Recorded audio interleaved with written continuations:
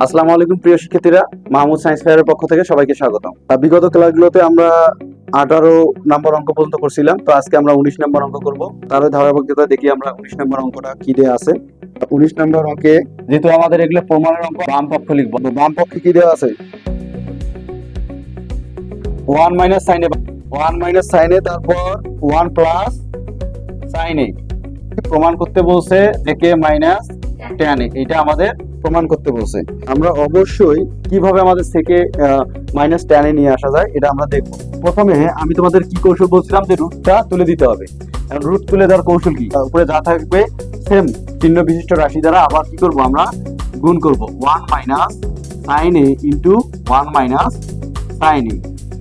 আমি তোমাদের বলছি যে লবে যা দ্বারা গুণ করবা, হরেও কি করবা, হরেও তাই দ্বারা গুণ করতে হবে, অর্থাৎ 1 মাইনাস সাইন এ দ্বারা গুণ করতে হবে।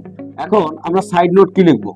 সাইড নোট লিখবো যে 1 মাইনাস সাইন এ দ্বারা, 1 মাইনাস কি সাইন এ দ্বারা লব ও হরকে, লব ও হরকে গুণ গুণ করে, লব ও হরকে 1 মাইনাস সাইন এ দ্বারা গুণ করে। উপরে আমাদের কি হচ্ছে 1 মাইনাস সাইন এ, 1 মাইনাস সাইন এ, তাহলে কি হবে 1 মাইনাস সাইন এ তার উপর কি স্কয়ার, হয় না?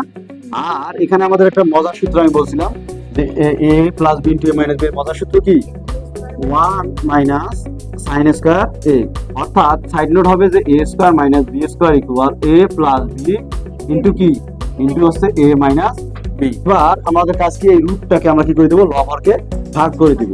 যদি লবে দেই তাহলে 1 মাইনাস সাইন এ তার উপর কি স্কয়ার, আর নিচে হচ্ছে 1 মাইনাস সাইন এ স্কয়ার। এটা সব আমরা কি লিখতে পারি, ওই যে সম্পর্কের সূত্রে বলছিলাম, বর্গের সূত্রে, যে sine square plus cos square equal 1 হলে 1 মাইনাস সাইন স্কয়ার ইকুয়াল কি লেখা যায়, কস স্কয়ার। কি লেখা যায়, কস স্কয়ার। এবার এই যে উপরে যে স্কয়ার রুট কি যাবে, উঠে যাবে, তাহলে 1 মাইনাস সাইন এ, আর নিচে আমাদের কি হয় স্কয়ার, আর রুট কি যাবে, উঠে যাবে। তাহলে আমরা খুব সহজে লিখতে পারি এখানে কসে। আচ্ছা, এবার আমি তোমাদের একটা কৌশল বলছিলাম, কৌশলটা হচ্ছে যে লবে যখন একাধিক মানগুলো প্লাস মাইনাস চিহ্ন দ্বারা যুক্ত থাকে, তখন আমরা কি করি, আলাদা আলাদা করে ভাগ করে দিতে পারি। সেক্ষেত্রে আমরা লিখবো 1 ডিভাইডেড বাই কস এ, কি লিখতে পারি 1 divided by cos a minus sine A by cos a, কি লিখতে পারি সাইন এ বাই কস এ। এখন আমরা জানি যে কসের সাথে সম্পর্ক কার আছে, কসের সাথে সম্পর্ক আছে সেকের, তাহলে 1 divided by cos A equal কি লিখতে পারি সেকে, মাঝে মাইনাস চিহ্ন মাইনাস, আর sine A by cos A equal কি লিখতে পারি tan এ। দেখো তো প্রমাণের বিষয় আমাদের কি আছে, সেকে মাইনাস tan এ, সেকে মাইনাস tan এ প্রমাণিত হয়েছে। তাহলে আমরা লিখতে পারি যে বাম পক্ষ সমান ডান পক্ষ প্রমাণিত। তোমরা খুব সহজে দেখতেই পারলা যে কত সহজে আমরা খুব কম সময়ে অঙ্কটা করতে পারলাম, অর্থাৎ ত্রিকোণমিতির ধারাবাহিক সূত্র এবং যে আমি মানগুলো দিচ্ছি এগুলো যদি তোমরা 1 নম্বর ক্লাসের সূত্রগুলো মুখস্থ করো তাহলে খুব সহজেই করতে পারবে। একইভাবে তোমাদের কাজ থাকবে যে তোমরা অবশ্যই 20 নম্বর অঙ্কটা সেম ওয়েতে করবা, তবে 20 নম্বর অঙ্কের শেষে একটু বাড়তি অংশ আছে, সেগুলো একটু চেষ্টা করবা।